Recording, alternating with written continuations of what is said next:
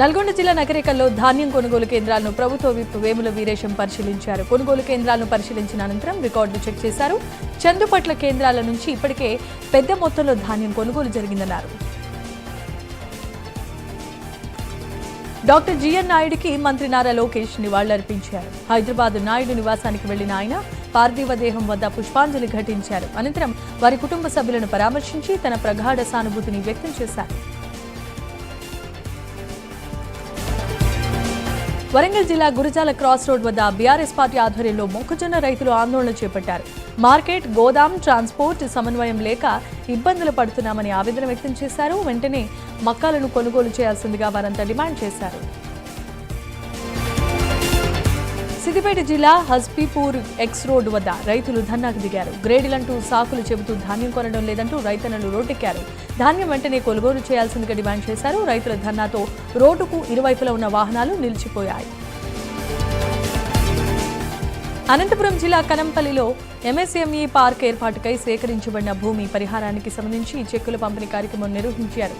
ఈ కార్యక్రమానికి ముఖ్య అతిథిగా ఎమ్మెల్యే బండారు శ్రావణి శ్రీ హాజరై రైతులకు చెక్కులను అందజేశారు.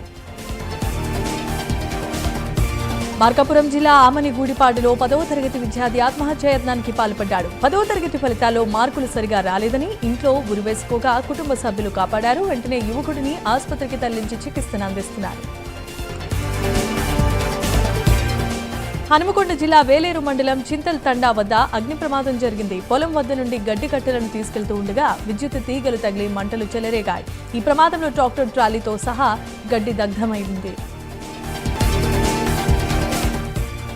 తూర్పుగోదావరి జిల్లా కడియం పేపర్ మిల్లు లాకౌట్ ప్రకటించింది. ఈ మేరకు పేపర్ మిల్ యాజమాన్యం లాకౌట్ నోటీసులు జారీ చేసింది.